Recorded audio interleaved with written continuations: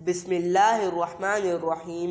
السلام علیکم ناظرین، آپ سب کو خوش آمدید ہمارے چینل اسٹوڈنٹس اسکول پر۔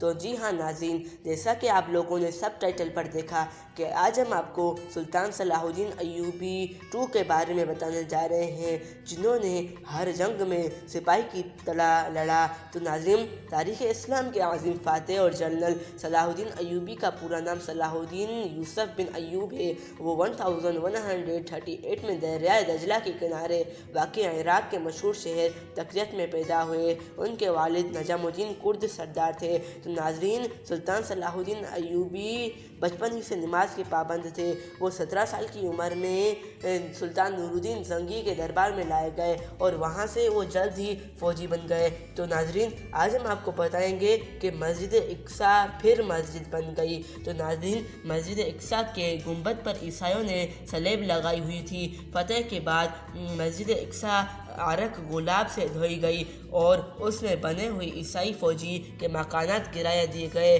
4 شعبان 583 کو سلطان صلاح الدین نے مسجد اقصیٰ میں نماز جمعہ ادا کی۔ اس واقعے کی یاد میں کئی شفا خانے اور مدرسے بنائے گئے۔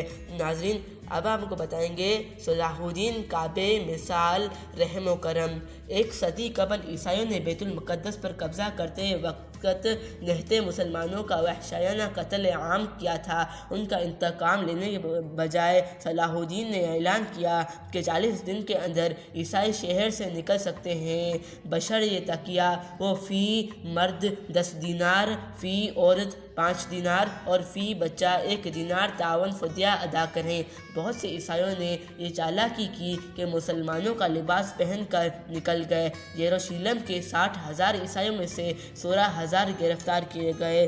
سلطان نے بہت سے لوگوں کو فدیہ لیے بغیر چھوڑ دیا۔ 10,000 کا فدیہ تو سلطان نے خود ادا کیا۔ ناظرین، کیا آپ جانتے ہیں مسجد اقصیٰ کا تاریخی منبر؟ سلطان نور الدین زنگی نے بیت المقدس کی فتح کے 30 برس پہلے مسجد اقصیٰ میں رکھے گئے عالی شان منبر تیار کیا تھا۔ ماہر کاریگروں کا تیار کیا ہوا یہ منبر سلطان نے اپنے خزانے میں رکھوایا دیا تھا تاکہ فتح بیت المقدس کے بعد اسے مسجد اقصیٰ کی زینت بنایا جائے، لیکن سلطان کی زندگی نے وفا نہ کی اور وہ یہ خواہش دل میں لیے دنیا سے رخصت ہو گیا۔ پھر سلطان صلاح الدین ایوبی نے بیت المقدس فتح کیا تو انہوں نے وہ منبر منگوا کر مسجد اقصیٰ کی محراب میں رکھ دیا۔ ناظرین، آج ہم آپ کو بتائیں گے قلعہ بروزیہ کی فتح۔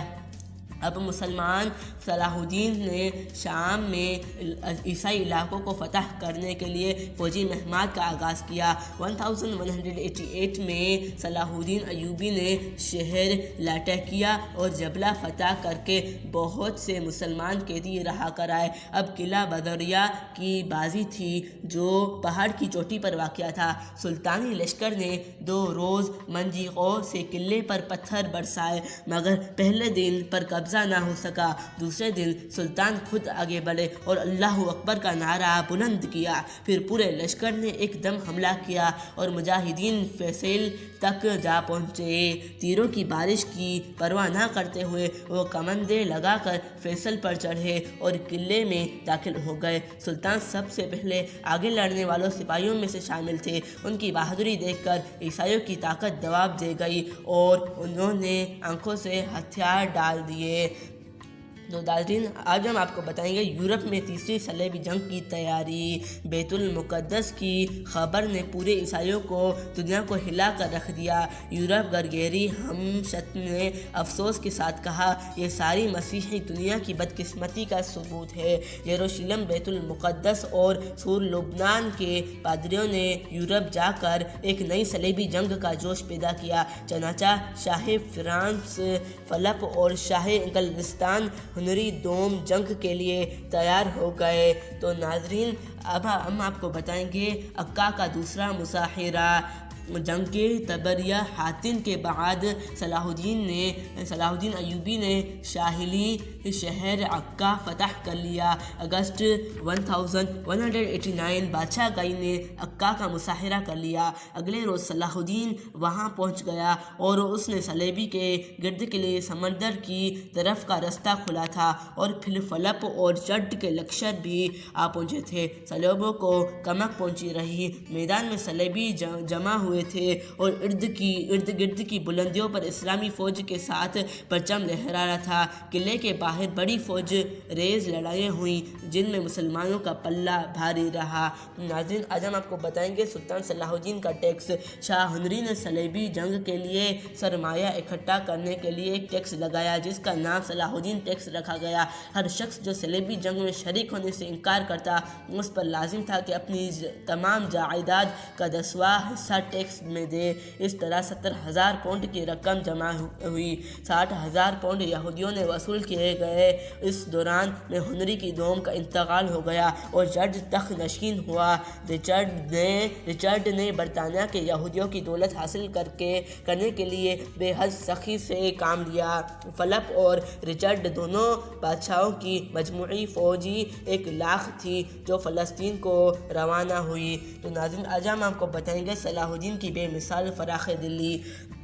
दौरान जंगे शाह चर्द की घोड़ी फेटले शदीद ज़ख्मी हो गई तो पैदल लड़ने लगा। सलाहुद्दीन ने देखा तो अपने भाई मुल्क दाल से कर दो घोड़े भिजवाए ताकि दुश्मन बादशाह सवार होकर लड़ सके। सलाहुद्दीन की यह फराख दिली पूरी दुनिया तारीख़ में बेमिसाल थी। एक अंग्रेज़ शायर ने सलाहुद्दीन का तोहफ़ा नामी नज़म लिख कर सलाहुद्दीन को खराज तहसीन पेश किया है। तो नाज़रीन, हम आपको बताएंगे अक्का शहर पर कब्ज़ा के बारे में। उस दौरान में ईसाइयों ने अपने गिर्द खंदक खोदी थी। इधर अक्का के मशहूर मुसलमान का सामान ख़त्म हो चुका था। मिस्र से आने वाली इमदाद भी ना मिल सकी। चनाचा जुलाई 1191 में शहर वालों ने हथियार डाल दिए और सलाहुद्दीन को सलेबी की सख्त शराइत कबूल करनी पड़ी। शराइत ये थी शराइत। पहली शराइत सलेबों को 2,00,000 दिनार दिए जाएँ। दूसरी शराइत मशहूर मुसलमानों में 500 बतूर कैदी दिए जाएँ। तीसरी शराइत ईसाइयों की मुक़द्दस सलेब वापस की जाए। चौथी शराइत अहले शहर तमाम हथियार हवाले करके शहर से निकल जाएँ। पाँचवीं शराइत इस दौरान में शाह फलप वापस फ्रांस को रवाना हो गया। कैसारिया और अरसोफ के मुआरके सलेबी लश्कर अक्का से जनूब को बढ़े। कैसारिया की लड़ाई में सलेबी शिकस्त खाकर साहिल साथ आगे बढ़े तो सुल्तानी फ़ौज ने हमला करके उनके हर अव्वल दस्ते को शिकस्त दी। बहुत से सलेबी कैद कर लिए। आगे अरसोफ की लड़ाई चर्द जीत ली। सुल्तान ने उस कलान समेत मिस्री सरहद के करीब वाक़ शहर मुस्मार करा दिए ताकि सलेबी उन पर कब्ज़ा ना हो सके। नाज़रीन, आज आपको बताएंगे बैतुल मुक़द्दस का कामयाब दफ़ा। जून 1192 में रिचर्ड का लश्कर याफा मौजूद तल एब इसराइल से बैतुल मुक़द्दस की तरफ बढ़ा जिसके दिफा का सुल्तान खूब बंदोबस्त किया। इसने रास्ते के तमाम कुएँ और पानी के तालाब ख़त्म करवा दिए। उन हालात में सलेबी आगे बढ़ने में नाकाम रहे। रिचर्ड एक पहाड़ी पर खड़ा था जहाँ इसे यरूशलेम सामने नज़र आता था, मगर रिचर्ड ने उसकी तरफ देखने से ये कहे इनकार कर दिया कि उस मुक़द्दस शहर को देखने के काबिल नहीं, क्योंकि मैं उस मुसलमानों से नहीं छुड़ा सका। इसलिए यरूशलेम मायूस रिचर्ड डाब सुल्तान से सुलह की दरख्वास्त करके पर मजबूर हो गया। चनाचा 3 सितंबर 1192 के सलहनामा रमला की रो से तय पाया कि इक्का से याफा तक के इलाके पर रिचर्ड के भांजे हुनरी की हुकूमत होगी और इस्कलान से जुनूब के साहिली इलाके पर सलाहुद्दीन की सलेबी इस्कलान की नई तामीर करदा फैसल तोड़ देंगे और गे मुसल्लह ईसाइयों को मकामात मुक़द्दसा की ज़ियारत की इजाज़त होगी। तो तीसरी सलेबी जंग में ईसाइयों के नुकसानात। मुआहिदा रमला में शरीक हाकिम रुमला बालियान ने एतराफ़ किया इतनी बड़ी तादाद में मसीही कभी हिलाक न हुए होंगे जितने कि उस जंग में समंदर के रास्ते 6 लाख सलेबी आए जो सब वहीं ख़त्म हो गए। बहुत से कत्ल हुए, बाज़ समंदर में डूब गए। تو اب میں آپ کو بتائیں گے سلطان صلاح الدین کا دمشق میں استقبال۔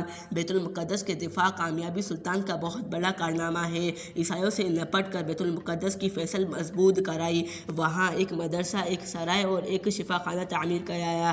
نومبر 1192 میں سلطان واپس دمشق آئے تو لوگوں نے دھوم دھام سے ان کا استقبال کیا۔ اب ہم آپ کو بتائیں گے سلطان صلاح الدین ایوبی کی وفات۔ دمشق میں فروری 1193 میں صلاح الدین ایوبی بیمار ہوئے۔ وہ چودہ دن بعد 55 برس کی عمر میں اس عظیم سلطان نے وفات پائی۔ انہیں دمشق میں بنوایا میاں مسجد کے پہلوں میں دفن کیا گیا۔ اس کے سب سے بڑے بیٹے کے حصے میں دمشق آیا، دوسرے کو حلب ملا اور تیسرے کو مصر اور شمالی عرب عراق کے بھائی الملک العادل کے حصے میں آیا، جس نے بعد میں ایوبی سلطنت کو متحد کر کے صلیبی کے خلاف جہاد جاری رکھا۔ تو سلطان کے اوصاف کے بارے میں ہم آپ کو بتائیں گے۔ صلاح الدین رحم دل، خدا ترس اور بردبار حکمران تھے۔ انہوں نے اپنے لیے کوئی دولت جمع نہ کی، وہ اپنی سلطنت کی عیسائی رعایا کے محافظ تھے۔ سلطان قیدیوں کو رہا کرنے اور انعام و کرام دینے میں بڑے سخی تھے۔ وہ علماء کے سرپرست اور تعمیرات کے شوقین تھے۔ اسکاٹ اور لیسنگ نامی یورپی ناول نگاروں نے اپنی تحریروں میں سلطان صلاح الدین کا ذکر بڑے احترام سے کیا۔ تو ناظرین، یہ تھی ہماری سلطان صلاح الدین ایوبی 2 کی کہانی۔ تو ناظرین، اگر آپ کو یہ ہماری ویڈیو اچھی لگی ہو تو میں آپ سے درخواست کرتا ہوں کہ آپ ہمارے اس ویڈیو کو لائک، سبسکرائب اور